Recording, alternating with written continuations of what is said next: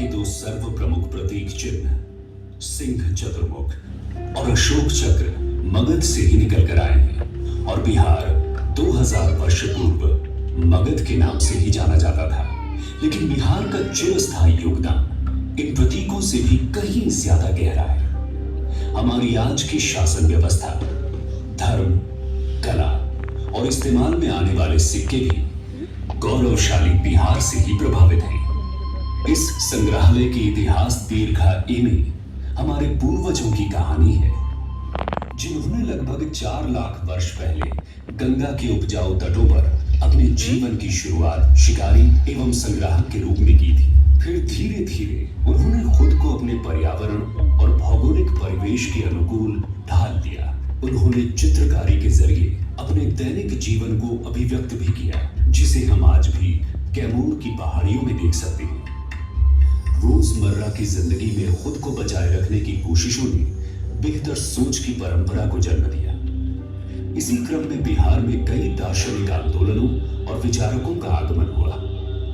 लगभग 2500 वर्ष पहले महान आध्यात्मिक गुरु के रूप में गौतम बुद्ध आए, जिन्होंने बौद्ध धर्म की नींव रखी। इनके समकालीन महावीर को जैन धर्म का 24वां और आखिरी तीर्थंकर माना जाता है। भगवान महावीर ने यही जैन धर्म के सिद्धांतों के उपदेश दिए। गौतम बुद्ध और महावीर के उपदेशों ने आगे चलकर भारत और विश्व की सामाजिक एवं धार्मिक व्यवस्था पर एक गहरी छाप छोड़ी। इसी दौरान प्रभावशाली राजनीतिक क्षेत्र के रूप में उभर कर आए तथा चंद्रगुप्त मौर्य द्वारा स्थापित शक्तिशाली मौर्य साम्राज्य का केंद्र बना। चंद्रगुप्त मौर्य के प्रमुख सलाहकार चाणक्य ने साम्राज्य के सुचारू एवं सफल संचालन हेतु एक शास्त्र की रचना की, जिसे अर्थशास्त्र के नाम से जाना गया। ये आज भी उतना ही प्रासंगिक है। सुव्यवस्थित मौर्य शासन तथा संरक्षण में विविध कलाओं का विकास हुआ, जिसमें टेराकोटा शिल्प भी एक है। इस कला का उल्लेख संस्कृत नाटक मृच्छकटिकम यानी मिट्टी की छोटी गाड़ी में मिलता है। कलाकार पत्थरों के काम में भी माहिर थे, जिसका प्रमाण दीदारगंज की सुप्रसिद्ध यक्षी प्रतिमा है।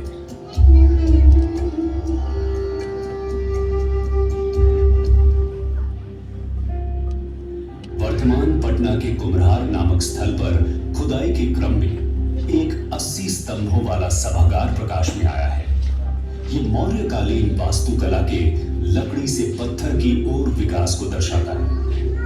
आगे जाकर सम्राट चंद्रगुप्त के पौत्र सम्राट अशोक के कारण बिहार के इतिहास में एक उल्लेखनीय परिवर्तन हुआ। सम्राट अशोक कलिंग युद्ध में विजयी होकर भी निराशा और ग्लानि में डूब गए।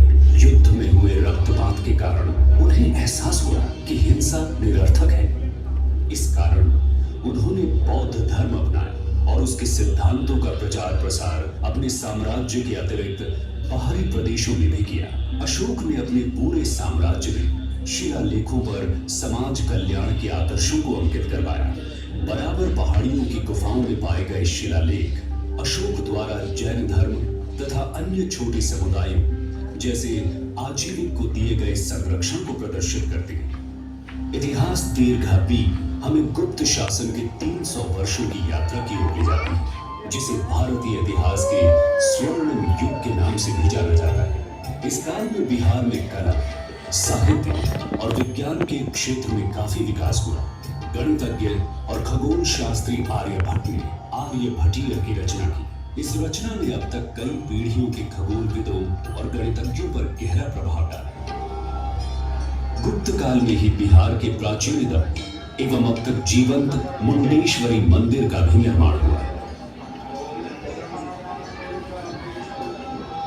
गुप्त वंश के शासकों ने बिहार को एक शैक्षणिक केंद्र बनाया।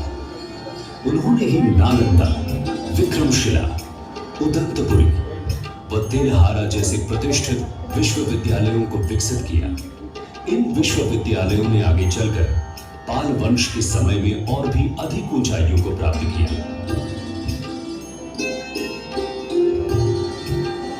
संग्रहालय में रखी पाल कालीन बौद्ध व हिंदू मूर्तियां इस समय के कलाकारों की कलात्मक दक्षता एवं अभिव्यक्ति की सक्षमता को दर्शाती है।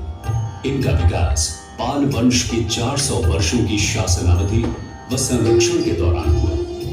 पूर्व मध्यकाल एक तरह से सत्ता परिवर्तन का काल रहा। इतिहास दीर्घा सी ये दर्शाती है कि किस तरह बिहार ने इस अशांत समय में भी अपनी सामरिक नीति की महत्ता को बनाए रखा। 16वीं शताब्दी में शेर शाह सूरी ने अपने अधीनस्थ क्षेत्रों पर सुव्यवस्थित प्रशासन चलाया।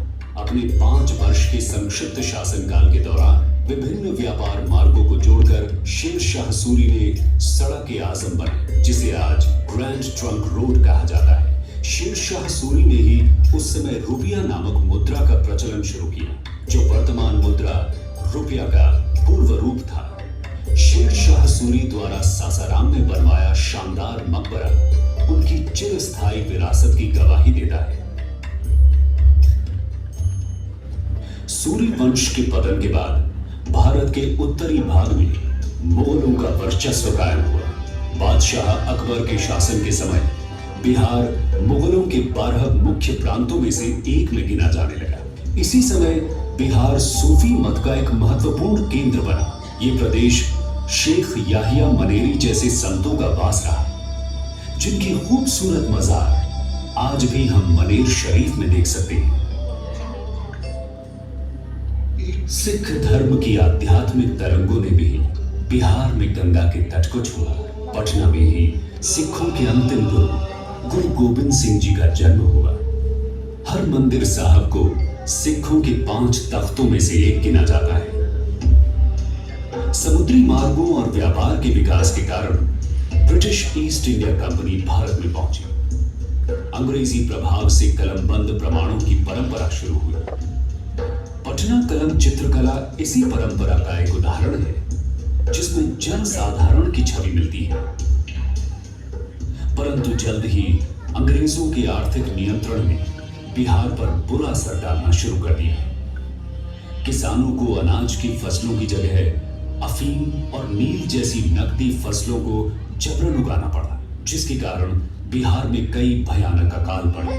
अकाल के समय ही अनाज के संग्रह हेतु अंग्रेजों ने गोल घर का निर्माण करवाया, लेकिन बेरोजगारी बहुत ज्यादा बढ़ जाने से बड़ी संख्या में लोगों को मजबूरन विश्व भर में फैले यूरोपीय देशों के खेतों में गिरमिटिया मजदूर के रूप में काम करने के लिए बतौर ठेके पर जाना पड़ा। आज मॉरिशस, सूरीनाम व फिजी जैसे देशों में इन लोगों ने अपने बिहारी मूल के साथ एक नई पहचान बनाई है। बिहारी संतति दीर्घा गर्वपूर्वक आपका परिचय बिहारी मूल के ऐसे प्रधानमंत्रियों, लेखकों, क्रिकेट खिलाड़ियों और कलाकारों से कराती है, जिन्होंने अपनी मातृभूमि की संपन्नता में योगदान दिया है।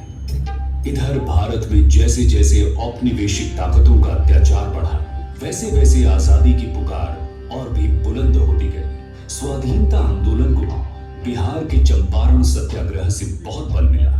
इसकी शुरुआत किसी और ने नहीं, स्वयं मोहनदास करमचंद गांधी ने की थी। भारत का सबसे पहला सविनय अवज्ञा आंदोलन गांधी जी ने ही शुरू किया, जिसने भारतीयों की एक संपूर्ण पीढ़ी को स्वाधीनता की लड़ाई के लिए प्रेरित किया और अंततः 15 अगस्त 1947 को भारत को स्वतंत्रता प्राप्त हुई। आज हम बिहार के इतिहास के बारे में जो भी जानते हैं, वो सब हमें कला, शिलालेख और वास्तुशिल्प के उदाहरणों से पता चला है। सर अलेक्जेंडर कनिंघम भारत के पुरातात्विक सर्वेक्षण के पहले महानिदेशक हुए। उन्होंने पूर्व प्रसिद्ध चीनी यात्री जैसे ह्यून सैंग के यात्रा विवरण का अध्ययन किया और उसकी मदद से उन्होंने नालंदा की खोई हुई विरासत को ढूंढ निकाला। आज भी नालंदा में चल रही खुदाई से नई व अद्भुत वस्तुएं सामने आ रही हैं। इनसे नालंदा विश्वविद्यालय के गौरवशाली इतिहास के बारे में कुछ नई और आश्चर्यजनक बातों का पता चलता है। नालंदा से थोड़ी दूर तेल्हारा है, जहां अभी बिहार राज्य का पुरातत्व निदेशालय खुदाई कर रहा है।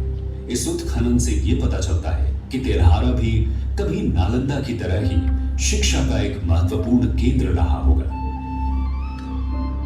बिहार जैसे गतिशील राज्य की संपूर्ण कहानी कहना और उसके बारे में जानकारी दे पाना इतने थोड़े से समय में संभव नहीं। इस अद्भुत प्रदेश की जिज्ञासु व उत्सुक प्रवृत्ति के कारण हर दिन हमें इसके किसी नए पहलू के बारे में पता चलता है।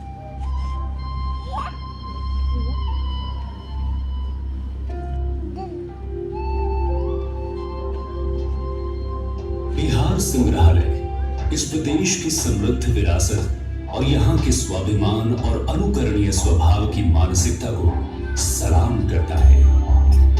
आइए बिहार संग्रहालय में आकर बिहार की महानतम ऐतिहासिक